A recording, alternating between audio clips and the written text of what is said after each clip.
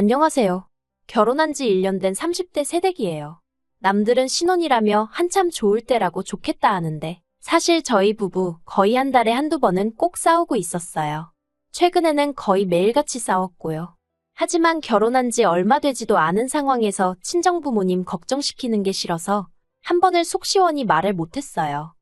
남편과는 지인의 소개로 만났습니다. 말 그대로 지인으로 솔직히 가까운 사이도 아니었는데 어느 날 갑자기 소개팅을 해준다고 해서 좀 의아했던 기억이 나요. 근데 그 무렵 제가 주변 친구들도 하나둘씩 시집가고 애 낳고 하는 거 보면서 마음이 조급해져 있었거든요. 그래서 덥석 그 소개팅을 하겠다고 든 거지요. 만나기로 한 장소는 카페였는데 남편이 먼저 도착해 있었어요. 사진으로 봤을 때는 솔직히 소위 새님이라고 해야 하나? 뭔가 공부만 할 줄 알고 다른 건 쑥맥 같은 느낌이었거든요. 그런데 막상 만나보니 재미가 별로 없긴 해도 어떻게든 분위기를 끌어가려고 노력하는 모습이 좋았어요. 남편도 남편대로 저에게 호감을 느꼈는지 이후로도 2번, 3번 애프터 신청을 해오대요. 그렇게 한 달쯤 지나서 자연스럽게 연인 사이로 발전했습니다. 그리고 3년의 연애 끝에 결혼까지 하게 되었고요. 결혼 당시 남편도 저도 둘 다 직장을 다니는 평범한 회사원이었어요. 다만 남편이 저보다 연봉이 좀 더 높았지요. 아무래도 남편이 저보다 나이도 3살이나 많았고 이직을 한번 하면서 몸값이 좀 오른 상황이었거든요. 대신 저희 친정이 시댁보다 여유가 있었습니다. 시댁도 어려운 환경은 아니었지만 그래도 경제적으로 저희 집이 좀 더 넉넉한 상황이었어요. 시부모님께서는 살고 계신 집하고 나라에서 나오는 연금이 전부였던 반면에 저희 부모님께선 당신들 사업장에서 계속 현역으로 경제활동을 하고 계셨거든요. 그래서 친정에서 1억 5천을 보태주셨어요. 시댁에서는 아무것도 안 해주셨고요. 말이 나와서 말이지만 원래는 친정에서 좀 더 해주고 싶어 하셨는데 제가 만류했습니다. 시부모님이나 남편이나 형편되는 사람이 좀 더 하면 어떠냐는 식으로 나왔는데 그런 태도가 솔직히 거슬렸거든요. 뻔뻔하고 염치가 없게 느껴졌달까요? 이후로 모아둔 돈 5천까지 해서 저는 2억을 해갔고 남편은 자기가 모은 돈 4천 들고 왔어요. 그리고 자기가 타던 차도 혼수라나 어쩐다나 그러면서 들고 왔는데 앞으로 3년은 더 갚아야 하는 대출이 남아있었지요. 그래도 그런 부분을 크게 문제 삼지는 않았습니다. 남편이 먼저 결혼 후에는 경제권을 저에게 넘기겠다 했고 앞서 말씀드린 대로 남편이 저보다 잘 버는 상황이었으니까 이래저래 계산해보면 제가 크게 손해라는 생각은 안 들었거든요. 그런데 결혼하고 2달이 되도록 경제권을 넘기겠다는 남편은 어찌된 일인지 돈에 대한 이야기만 나오면 자리를 피하기 일쑤였습니다. 그래서 참다 못한 제가 도대체 돈 관리를 어떻게 하고 싶은 거냐고 직접적으로 물었어요. 그러자 남편이 한다는 소리가 각자 하자더라고요. 각자라는 말도 도무지 이해가 되질 않았고 동시에 살림이라던가 주로 집안일에 신경 쓰는 사람이 저였거든요. 그렇다 보니 까닥하면 제가 제 돈으로 장 봐서 밥 해먹이고 그러게 생겼더라고요. 그건 말도 안 되잖아요. 그래서 그건 불공평한 것 같다고 하나하나 따져 물었습니다. 그리고 사실 다른 무엇보다도 남편의 말이 결혼 전과 달라졌다는 사실 자체에 기분이 무척 나빴지요. 아무튼 그래도 다행이라고 해야 할지 그때는 남편도 제 말을 듣고는 미안하다면서 저에게 자기 신용카드를 주고는 그걸로 장보고 집안에 필요한 데 있으면 쓰라 하대요. 그런데 아무리 남편이 카드 주인이라지만 정말 마트에서 몇천 원만 긁어도 바로 전화가 오더라고요. 카드를 받고 다음 날이었어요. 퇴근 후 마트에 들려 장을 보다가 고등어가 싸고 싱싱하길래 3마리, 그러니까 한 팩을 샀습니다. 그리고는 남편 카드로 긁었지요.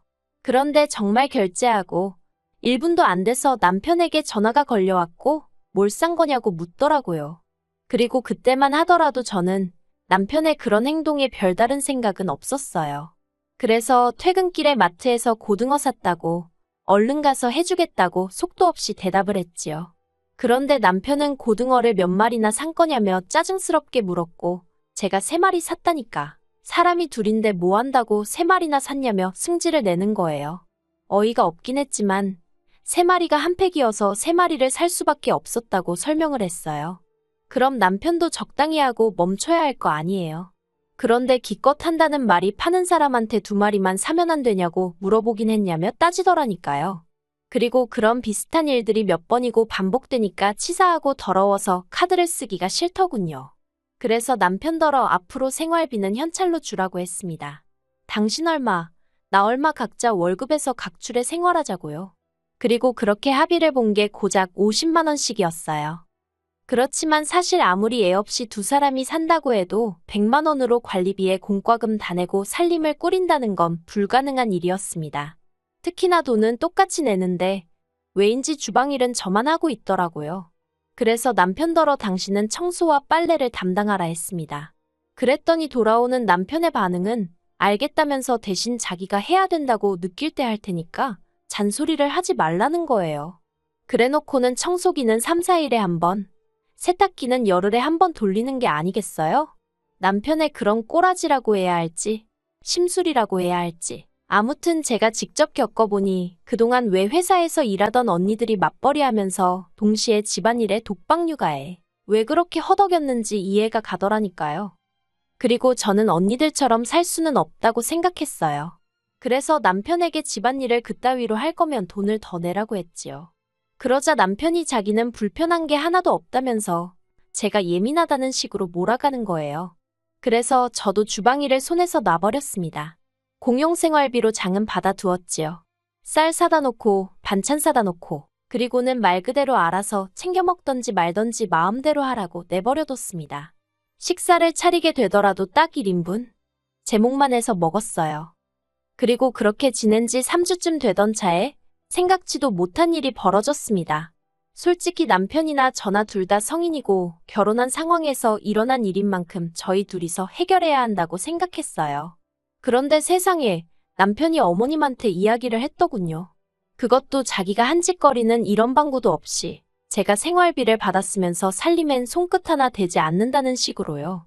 그러니 어머님께서 제가 군기가 빠졌다나 어쨌다나 하시며 한달음에 저희 집으로 쫓아오셨습니다. 처음엔 솔직히 연락도 없이 찾아오신 어머님이 황당하고 어이없고 그렇지만 이내 차라리 잘 됐다 싶더라고요.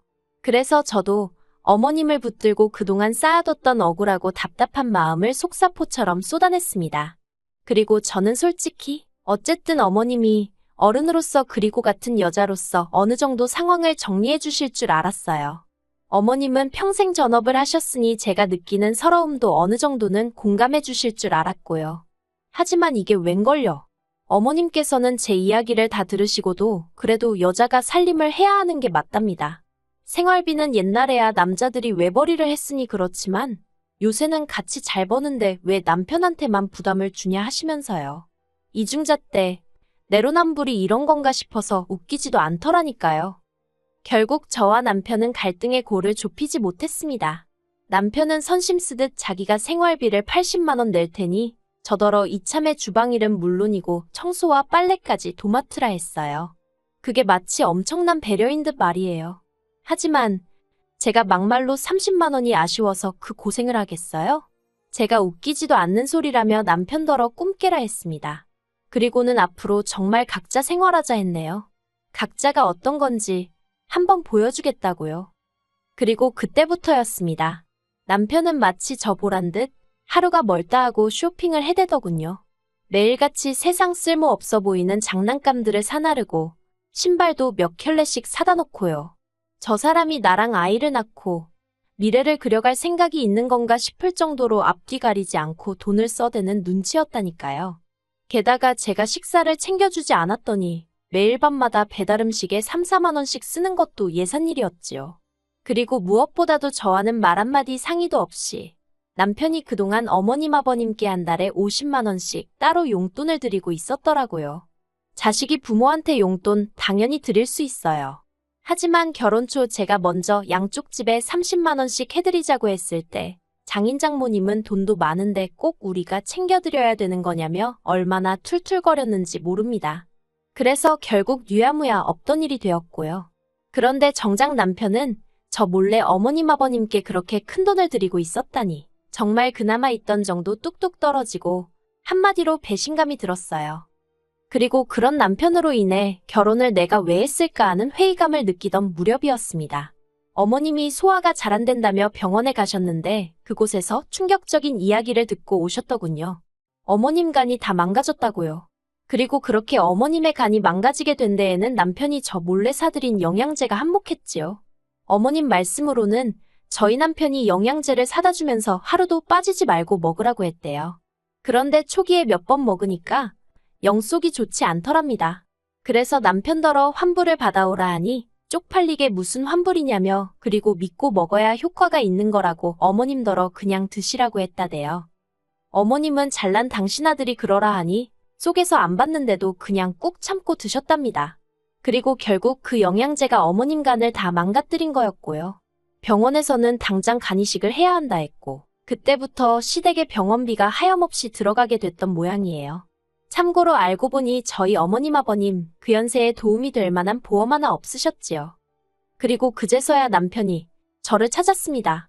하루는 퇴근하고 집에 왔는데 제가 손대지 않으면 돼지우리 같던 집이 정말 개미파리가 미끄러질 만큼 반짝반짝 닦여있는 게 아니겠어요? 거기다가 남편이 김치찌개까지 끓여놓고 생각지도 못한 상황에 오죽하면 제가 소름이 다 끼쳤을까요?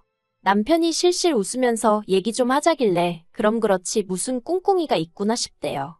하지만 그런 티는 내지 않고 뭐냐고 물었습니다. 그러자 분위기를 잡으면서 제 손을 꼭 쥐고는 어머님 이야기를 꺼내는 거예요. 그럼 그렇지 보나마나 돈 이야기겠네 싶어서 아무런 말도 하지 않고 남편이 뭐라고 짓거리는지 듣기만 했어요. 남편이 말하기를 병원에서 어머님 병원비가 한 달에 못해도 400은 나올 것 같다고 하더래요. 나중에 간병인을 쓰면 돈은 더 늘어나고요. 그리고는 제 눈치를 쓱 보더니 돈도 그렇고 이참에 합가를 하면 어떻겠냐입니다. 저희 집에는 남는 방이 하나 있었는데 거기서 어머님 아버님을 모시면 아버님하고 저희까지 세 사람이니까 간병인은 안 써도 될 것 같다나요. 어이가 없어서 제가 싫다고 했어요. 갑자기 무슨 합가냐고 말도 안 되는 소리라고요. 그러자 남편이 자기도 이 집 살 때 4천만 원 보태지 않았냐면서 자기도 권리가 있답니다. 그래서 나는 2억을 들고 왔는데 4천 가지고 권리 어쩌고 하는 거 창피하지도 않냐고 무안을 줘버렸네요. 원래 돈 갖고 생색내는 거 아니라고 친정부모님께 귀에 딱지가 않도록 들어왔던지라 남편이 생활비 가지고 사람한테 창피를 주고 불쾌하게 만들 때도 내가 결혼할 때 얼마를 해왔네 그런 소리는 안 했었거든요. 그런데 남편이 너무 뻔뻔하니까 이런 사람한테는 직접적으로 알려주는 수밖에 없다 싶대요. 그래서 그냥 내질러버린 거지요. 그러자 남편이 한다는 소리가 부부 사이에 그런 걸 어떻게 다 따지면서 사냐는 거예요. 가정이란 울타리가 생겼으니 남편에게는 장인 장모가 제2의 부모이고 저에게는 어머님 아버님이 제2의 부모랍니다. 그러면서 부모가 아픈데 모른 척하는 자식이 어디 있냐고요. 그런데 제가 별다른 반응을 안 보였어요. 사실 처음엔 화도 내고 그랬지만 뒤로 갈수록 아예 별 반응을 보이지 않았지요. 그러니 자기도 별 수가 없다 싶었는지 그러면 차라리 어머님 병원비를 보태달랍니다. 자기 혼자 감당하기엔 금액이 너무 크다면서 제 월급에서 100만 원씩만 보내달래요. 정말이지 합가 얘기보다 더 어이가 없더라니까요. 제가 남편더러 내가 왜 그래야 되냐고 물었어요. 그러자 남편이 기껏 하는 말이 우린 부부잖아 그러대요. 우리가 부부 맞냐고 받아쳤습니다. 와이프가 쓰는 돈이라면 10원짜리 하나에도 부들부들 떨던 사람 아니냐고. 그런데 이제 와서 부부 어쩌고 운운하는 거 창피하지도 않냐고요. 부부라는 게 원래 서로 힘든 시절도 같이 이겨내고 좋은 추억도 만들고 하면서 그 힘으로 같이 살아가야 하는데 당신과 내가 그런 기억이 있냐? 나는 당신 때문에 속상하고 힘들고 서운했던 기억밖에 없다. 정말 그간 가슴에 맺혀있던 말들을 아주 따발총처럼 쏘아댔어요. 그리고는 이제 와서 행여나 나한테 안 해노릇 며느리돌이 같은 건 바라지도 말라고 못을 박아버렸지요. 그랬더니 남편이 한숨을 푹푹 내쉬더니 그러면 뭐 방법이 없답니다. 그리고는 급기야 이혼 이야기를 꺼내더라고요. 어이가 없어서 남편을 빤히 쳐다봤어요. 그동안 제가 남편의 거지 같은 행동을 버텼던 이유는 딱 한 가지. 친정부모님께 결혼한 지 1년도 안 돼서 이혼하는 그런 모습은 보여드리고 싶지 않아서였거든요. 남편이란 작자도 그 사실을 잘 알고 있었지요. 그러니 이혼이란 카드를 꺼내서 저를 압박하려 했던 거예요. 내가 결혼한 사람이 저렇게 비열한 사람이었나 하는 생각에 자괴감도 들었고 정말 화가 나대요. 그래서 마지막이란 심정으로 진심이냐 물었습니다.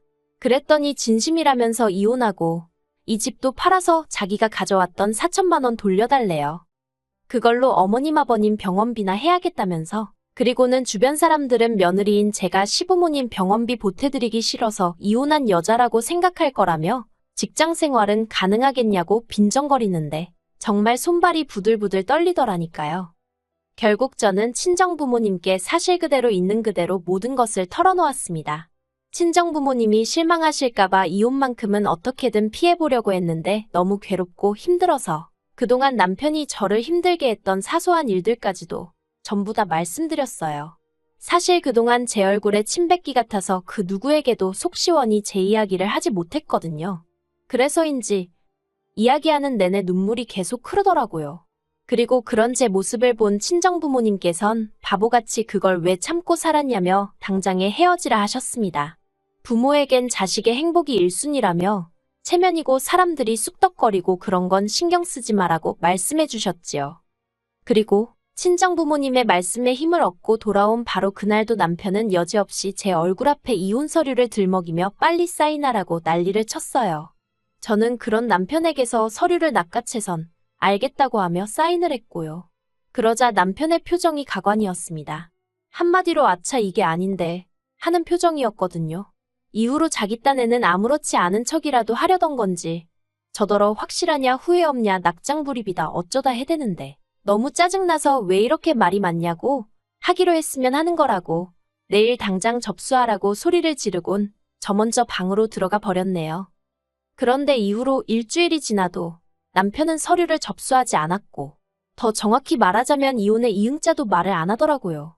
오직 제 눈치를 살피기에 급급했지요. 결국 안 되겠다 싶어서 제가 먼저 집을 부동산에 내놓고 남편에게 알렸습니다. 이때 정말이지 집이 제 명의라서 얼마나 다행이다 싶던지요. 여담이지만 결혼식을 앞두고 부부라는 이유로 공동명의를 집요하게 요구하던 남편이었습니다. 듣다 못한 제가 양심 좀 챙기라고 한마디 했었고요. 아무튼 그렇게 집까지 내놨고 남편에게는 빨리 이혼 수속을 밟자고 했어요. 그리고 그제서야 남편이 생각이 바뀌었답니다. 이혼을 안 하겠다는 거예요.